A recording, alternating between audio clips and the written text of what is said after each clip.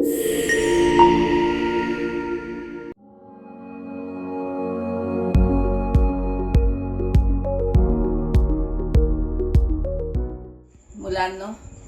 आज मी एक छोटीशी गोष्ट सांगते तुम्हाला. शांत चित्ताने ऐका. तर माझ्या गोष्टीचं नाव आहे अर्धी चादर. तर राजू नावाचा एक तुमच्यासारखा छोटासा खूप हुशार मुलगा होता आणि त्या मुलाच्या घरी त्याचे आई, बाबा आणि आजोबा असे ते 4 जण राहत होते. आजीला नुकतंच जाऊन 1 वर्ष झालं होतं. आजोबा बिचारे म्हातारे झाले होते. त्यांना थोडासा दम्याचा पण त्रास होता आणि त्यामुळे रात्रभर त्यांना खोकला खूप येत होता. मग खोकतात म्हणून त्याच्या राजूच्या आईला खूप खूप राग यायचा आजोबांचा. काय हा म्हातारा आमची झोपमोड करतोय म्हणून राजूच्या आईने त्या आजोबांना गॅलरीमध्ये त्यांचं अंथरूण दिलं होतं आणि तिथेच ते झोपायचे. तर एकदा काय झालं, राजूच्या आजोबांचे खूप दात दुखायला लागले.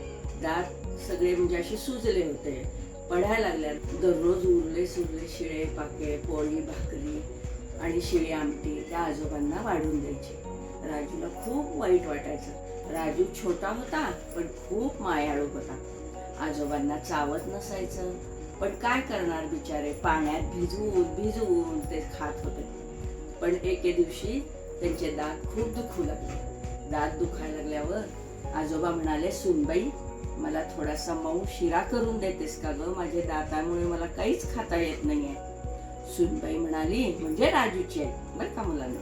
तर राजूची आई म्हणाली, ही काय कटकट आहे नुसतीच, सारखं हे द्या ते द्या, काम नको धाम नको, नुसतंच आपलं हे खायला द्या ते खायला द्या, काही उपयोग नाही तुमचा.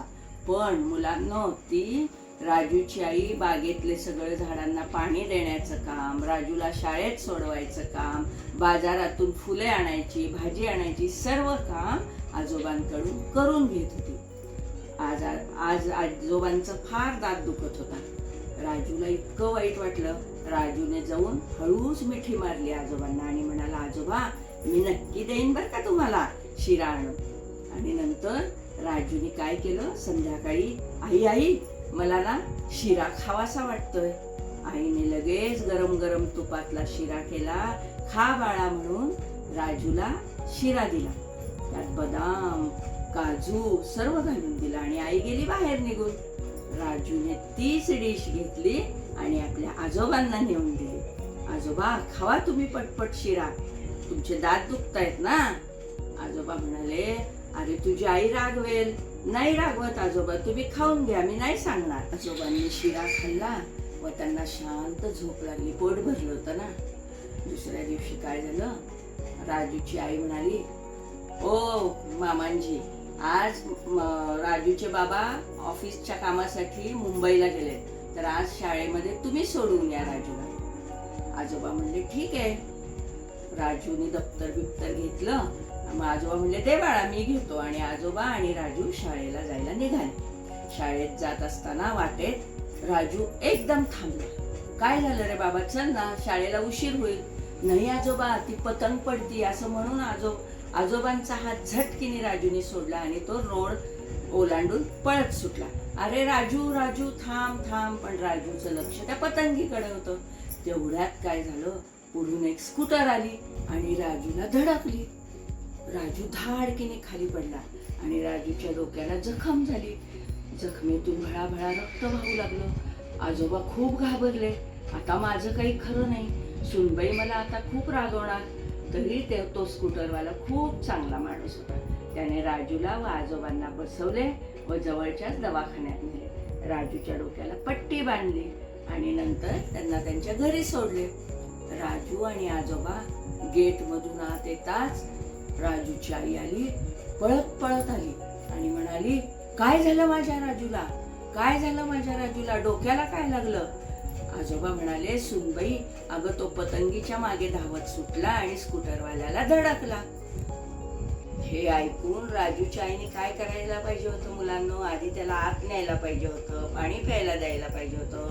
पण राजूची आई आजोबांवरच ओरडायला लागली, या म्हाताऱ्याचा काही उपयोग नाही, खायला कार भुईला भार. कशाला राहताय तुम्ही आमच्या घरी? नुसतंच चांगलं चांगलं खायला पाहिजे का? मग एक लहान मुलगा सुद्धा तुम्हाला सांभाळायला येत नाही? असं म्हणून म्हणून राजूची आई मोठमोठ्याने त्यांना भांडू लागली. तेवढ्यात राजूच्या आईचं डोकं इतकं तापलं की तिला भांडणाच्या भरात काहीच सुधरेना. तिने काय केलं, पटकीने आत जाऊन आजोबांचं एक ताट होतं, एक तांब्या होता, त्यांची चादर होती, ती आणली आणि फेकली आजोबांकडे. जा म्हणे तुम्ही घरातून, इथं अजिबात राहायचं नाही. अगं सुनबाई, या वयात मी कुठं जाणार ते मला काही माहिती नाहीये. माझ्या बाळाला लागले ना, तुम्ही अजिबात घरात राहायचं नाही.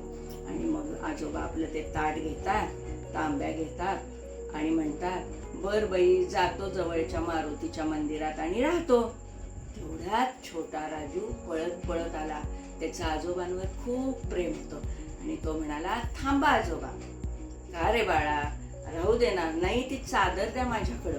कशासाठी? अरे मला थंडीत म्हाताऱ्याला पाहिजे ना रे, पाय उघडे पडतील, थंडी वाजेल, ताप येईल. नाही आजोबा म्हणतो, थांबा जरा. आणि राजूने काय केलं, एक तांब्या घेतला आणि ती चादर घेतली आणि त्या चादरीचे 2 भाग केले आणि एक भाग आजोबांना दिला. अरे मला पुरणार नाही बाळा, असं का केलं? नाही नाही आजोबा म्हणाला, ही अर्धी चादर आणि हे एक भांड जेव्हा माझी आई म्हातारी होईल ना, तेव्हा मी तिला देणार आहे. असे म्हणताच राजूच्या आईचे डोळे खाडकीने उघडले आणि राजूची आई पटकीने गेली आणि आजोबांचे पाय धरले. मामांजी, माझं खूप चुकलं. मी आता अशी नाही वागणार. तुम्ही कुठेही जायचं नाही, तुम्ही घरातच राहायचं आणि माझ्या राजू बाळाला तुम्हीच सांभाळायचं. तुमच्याशिवाय चांगलं प्रेम कुणीही देऊ शकणार नाही. आजोबांचं प्रेम हेच खरं प्रेम असतं. ही होती माझी बाळांनो गोष्ट. तर यातून तुम्ही काय घेणार? आपण आपल्या घरातील ज्येष्ठ व्यक्तींचा मान राखावा, त्यांची मदत करावी आणि त्यांना सर्व गोष्टी खाण्याच्या शेअर कराव्या आणि त्यांच्यावर खूप प्रेम करावं. आवडली गोष्ट मुलांनो?